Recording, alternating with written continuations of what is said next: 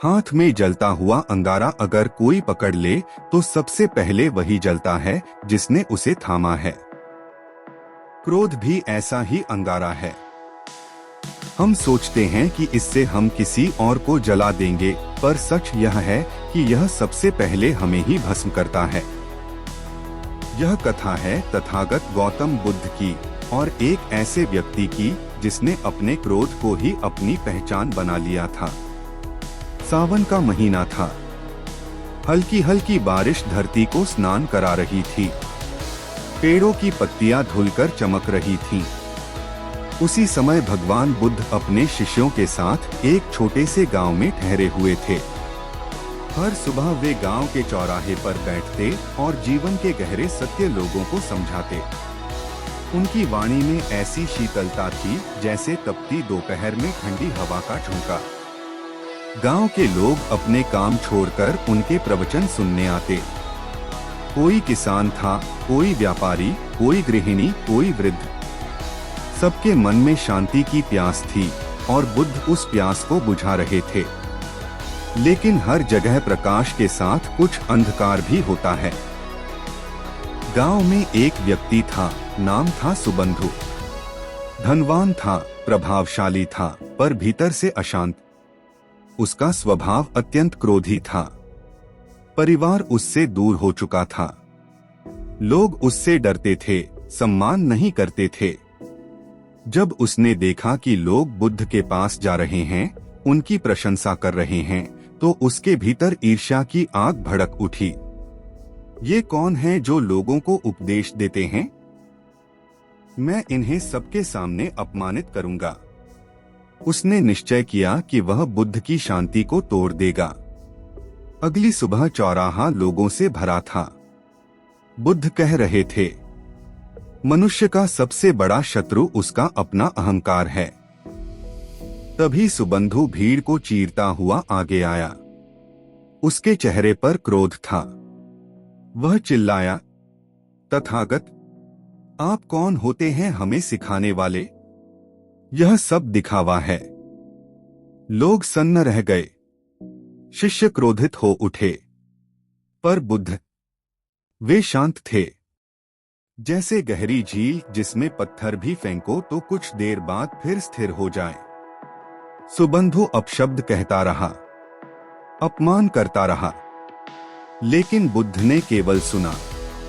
कुछ देर बाद बुद्ध ने मुस्कुराकर कहा, भाई, यदि कोई व्यक्ति किसी को उपहार दे और वह उसे स्वीकार न करे तो वह उपहार किसके पास रहता है?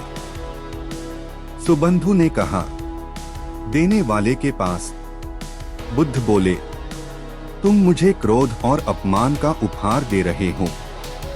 यदि मैं उसे स्वीकार न करूं तो वह किसके पास रहेगा? पूरा चौराहा मौन हो गया। सुबंधु के भीतर जैसे कुछ टूट गया।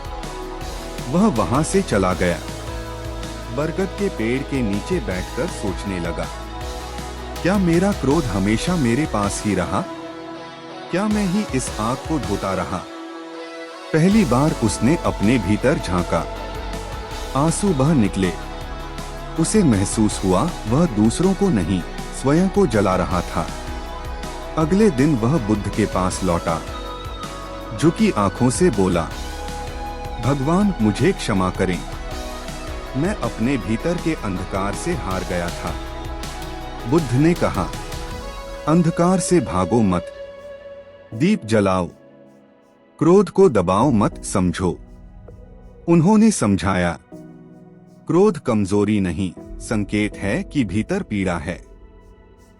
जिसे अपने घाव का ज्ञान हो जाए, वह दूसरों को चोट पहुंचाना बंद कर देता है। करुणा क्रोध की विपरीत दिशा है। धीरे धीरे सुबंधु बदलने लगा। एक दिन उसने एक छोटे बच्चे को रोते देखा। उससे बर्तन टूट गया था। पहले वाला सुबंधु उसे डांटता, पर अब उसने कहा, गलती से सीखो, डर से नहीं। गांव के लोग आश्चर्य में थे। वह व्यक्ति जो कभी गुस्से का प्रतीक था, अब शांति का उदाहरण बन रहा था। कुछ महीनों बाद भारी वर्षा से फसल नष्ट हो गई। गांव में तनाव फैल गया। लोग एक दूसरे पर आरोप लगाने लगे। तब सुबंधु आगे आया, बोला, यदि हम इस समय एक दूसरे से लड़ेंगे तो हम सब हार जाएंगे। अगर साथ देंगे तो संकट भी छोटा पड़ जाएगा। उसने बुद्ध की शिक्षा को कर्म में बदला।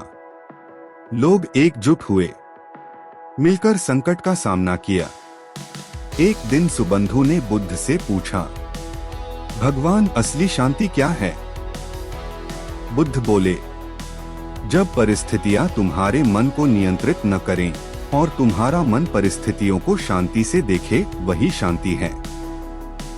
जब तुम्हें अपमान मिले और तुम उसे अपने भीतर स्थान न दो, वही स्वतंत्रता है। जब तुम्हें चोट मिले और तुम बदले की जगह करुणा चुनो, वही बुद्धत्व है। सीख। क्रोध जलता कोयला है। अपमान एक उपहार है, जिसे लेना या न लेना हमारा अधिकार है। असली शक्ति प्रतिक्रिया में नहीं, संयम में है। परिवर्तन बाहर नहीं, भीतर से शुरू होता है। आज यदि आपके जीवन में भी कोई सुबंधु छिपा है, कोई पुराना क्रोध, कोई अहंकार, कोई पीड़ा, तो याद रखिए, आप उसे बुद्ध की तरह देख सकते हैं, समझ सकते हैं और छोड़ सकते हैं। शांति बाहर नहीं मिलेगी, वह आपके भीतर प्रतीक्षा कर रही है।